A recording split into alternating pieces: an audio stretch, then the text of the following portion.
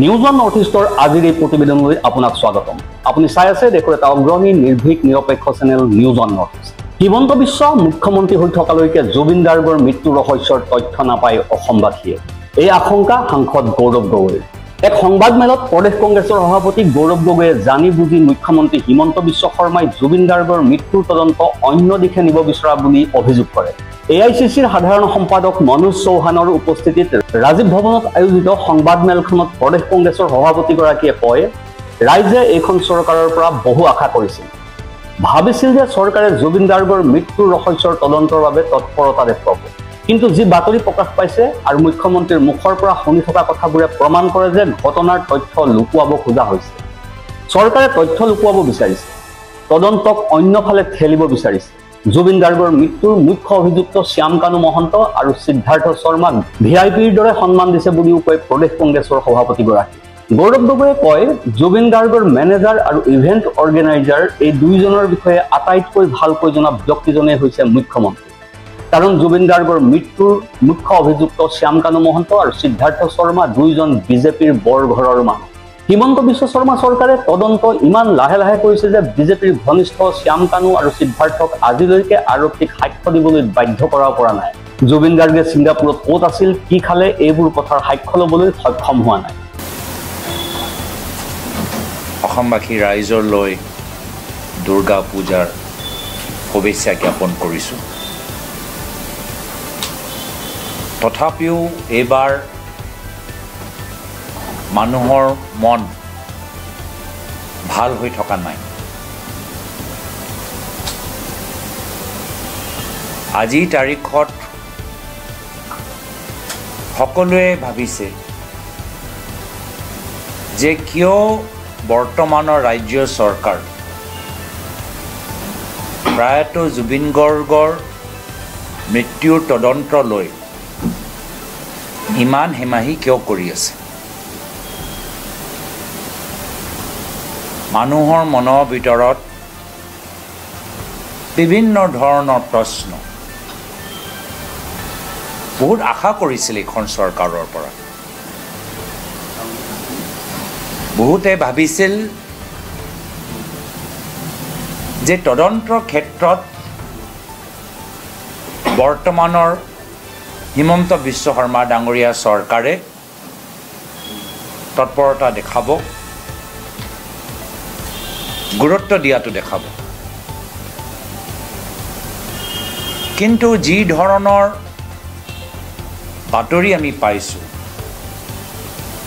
যি ধৰণৰ কথা আমি মুখ্যমন্ত্ৰীৰ পৰা শুনিছোঁ,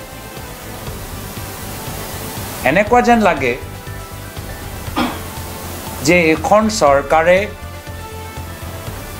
তথ্যবোৰ লুকাবলৈ বিচাৰে। শ্যাম কানু আৰু সিদ্ধাৰ্থ বিজেপি চৰকাৰৰ বাবে VIP। মুখ্যমন্ত্ৰীয়ে তেওঁলোকক দুৰ্গা পূজা শেষ হোৱালৈ ৰৈ থাকিবলৈ কৈছে। 6 অক্টোবৰত আহিবলৈহে অনুৰোধ কৰিছে। বাকীসকলৰ বিৰুদ্ধে তদন্ত চলি থকাৰ সময়ত বিজেপিৰ ঘনিষ্ঠ হোৱাৰ বাবে এই দুজনক পূজা খাবলৈ দিয়া হৈছে। পূজালৈ কিয় ৰৈ থাকিব লাগে? শেখৰ জ্যোতি গোস্বামীৰ লগতে বেলেগ শিল্পীৰ বিৰুদ্ধে তদন্ত চলি আছে। কিন্তু এই দুজন ইমান ডাঙৰ কি VIP যে অসম আৰক্ষী, CID, SIT পূজা শেষ হোৱালৈ ৰৈ থাকিব লাগিব? যদি পূজাই এটা কাৰণ আছিল তেন্তে সকলোকে পূজাৰ পিছত সুধিব লাগিছিল। আমি নাটক চিনেমা চাই আছো নেকি? এই প্ৰশ্ন তুলি গৌৰৱ গগৈয়ে লগতে কয়, পূজা এক অজুহাত। এই দুজন লোকৰ বিজেপি দলৰ সৈতে ঘনিষ্ঠ সম্পৰ্ক আছে বাবেহে মুখ্যমন্ত্ৰীয়ে পূজাৰ কথা কৈ দুয়োকে বচাবলৈ সময় লৈছে। মেনেজাৰ সিদ্ধাৰ্থ শৰ্মাৰ যোৰহাটৰ বিজেপি নেতাসকলৰ সৈতে ঘনিষ্ঠ সম্পৰ্ক আছে। সিদ্ধাৰ্থ শৰ্মা বিজেপি যুৱ মৰ্চাৰ সাংস্কৃতিক বিভাগৰ সদস্য বুলিও বাতৰি ওলাইছে। যোৰহাট বিজেপিৰ নেতাসকলে কিমান আগৰৰ পৰা সিদ্ধাৰ্থ শৰ্মাৰ সৈতে সম্পৰ্ক কৰি জুবিন গাৰ্গক কেনেদৰে ৰাজনৈতিক স্বাৰ্থত ব্যৱহাৰ কৰিছিল সেয়া অলপ ভিতৰলৈ গৈ তদন্ত কৰিলেই ওলাই পৰিব। ইফালে জুবিন গাৰ্গৰ কণ্ঠৰুদ্ধ কৰিবলৈ ষড়যন্ত্ৰ আগৰে পৰা চলি আহিছিল বুলিও অভিযোগ কৰে গগৈয়ে। আনহাতে শ্যাম কানু মহন্ত সন্দৰ্ভত গৌৰৱ গগৈয়ে কয় যে এছাম বিজেপি নেতাৰ সৈতে শ্যাম কানু মহন্তৰ বৰ ভাল সম্পৰ্ক। শ্যাম কানু মহন্ত আৰু নৰ্থ ইষ্ট ফেষ্টিভেলৰ ইনষ্টাগ্ৰামৰ পোষ্টবোৰ চালে সকলোতে বিজেপি নেতাকহে দেখিব। বিজেপিৰ কেন্দ্ৰীয় মন্ত্ৰী, NDAৰ সহযোগী দলৰ মুখ্যমন্ত্ৰী আদিকো দেখিব। ৰাজ্যিক বিজেপিৰ বিশেষকৈ যোৰহাট বিজেপি নেতাৰ সৈতে সিদ্ধাৰ্থ শৰ্মাৰ সম্পৰ্ক অতি মধুৰ, যাৰ বাবে অসম আৰক্ষীয়ে পূজালৈকে বাট চাই আছে। তেওঁ আৰু কয় যে শ্যাম কানু আৰু সিদ্ধাৰ্থ ছিংগাপুৰ, লণ্ডন, মুম্বাই, চেন্নাইত নে আন ক'ৰবাত আছে সেয়া ডাবল ইঞ্জিনৰ চৰকাৰে আজিলৈকে ক'ব পৰা নাই। তাৰ পিছত মৰমত কোৱা হৈছে যে দুৰ্গা পূজালৈ নাহিবা দেই, ইমান সময় কিয় দিয়া হৈছে?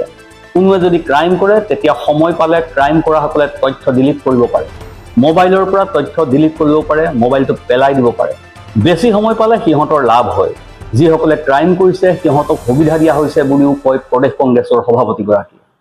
অধিবক্তাৰ সৈতে কথা পাতিবলৈ ডাঙৰ বিজেপি নেতা আৰু আৰক্ষী বিষয়াক ফোন কৰি পৰামৰ্শ ল'বলৈ সুবিধা দিয়া হ'ল নেকি বুলিও প্ৰশ্ন কৰে গৌৰৱ গগৈয়ে। মুখ্যমন্ত্ৰী কিয় ইমান অসমৰ্থ আৰু অদক্ষ বুলি প্ৰশ্ন কৰি গগৈয়ে কয়, হিমন্ত বিশ্ব শৰ্মাই বিচৰা নাই সকলো তথ্য ৰাজহুৱা হওক। আৰক্ষী কনিষ্টবল জোনমণি ৰাভা, লোক নিৰ্মাণ বিভাগৰ অভিযন্তা যোশিতা দাস, উমৰাংচুৰ কয়লাকাণ্ডক লৈ কি তদন্ত কৰিলে? কোনটো প্ৰশ্নৰ উত্তৰ দিব পাৰিছে চৰকাৰে? যেতিয়ালৈকে হিমন্ত বিশ্ব শৰ্মা মুখ্যমন্ত্ৰী হৈ থাকিব তেতিয়ালৈকে অসমৰ ৰাইজে জুবিন গাৰ্গৰ মৃত্যু ৰহস্যৰ সত্যতা জানিব নোৱাৰে।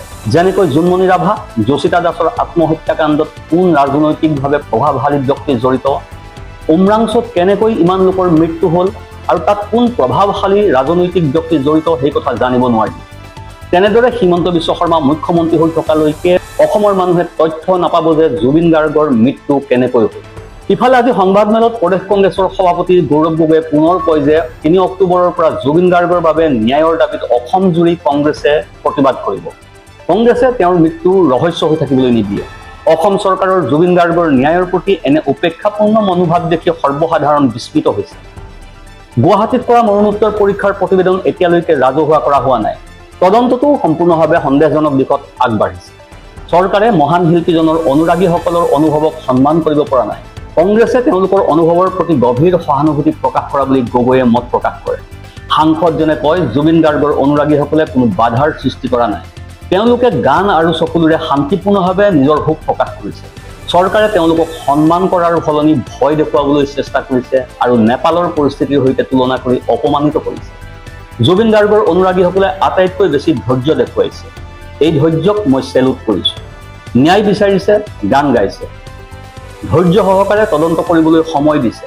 অনুৰাগীক সন্মান কৰাৰ পৰিৱৰ্তে ভয় খুৱাই পিটিছে, ঘৰলৈ আৰক্ষী পঠিয়াইছে। নেপালৰ সৈতে তুলনা কৰিছে, নেপালৰ সৈতে তুলনা কৰি জুবিনৰ অনুৰাগীৰ সৎ উদ্দেশ্যক উপলুঙা কৰিছে। মূল অভিযুক্তই ভিডিঅ' মুকলি কৰি আছে, আৰক্ষীয়ে চাই আছে। সিদ্ধাৰ্থ শৰ্মাৰ যোৰহাটৰ বিজেপি নেতাৰ ঘনিষ্ঠ হোৱাৰ বাবে আৰু শ্যাম কানু মহন্তৰ সৈতে মুখ্যমন্ত্ৰী আৰু দিল্লী অসম বিজেপিৰ নেতাসকলৰ আন্তৰিকতাপূৰ্ণ সম্পৰ্ক আছে বাবেহে মুখ্যমন্ত্ৰীয়ে তদন্তৰ গতি জানি বুজি লেহেমীয়া কৰাৰো অভিযোগ তোলে গৌৰৱ গগৈয়ে। শ্যাম কানু আৰু সিদ্ধাৰ্থক VIP ট্ৰিট কৰিছে বুলি উল্লেখ কৰি গগৈয়ে কয়, অসম আৰক্ষীক ফ্ৰী হেণ্ড দিয়ক। ফ্ৰী হেণ্ড দিলে সকলোকে এৰেষ্ট কৰিব পাৰিলেহেঁতেন। অসম আৰক্ষীয়ে বহু ভাল কাম কৰিছে। মাওবাদীকে ধৰি বিভিন্ন উগ্ৰপন্থীৰ বিৰুদ্ধে যুঁজিছে।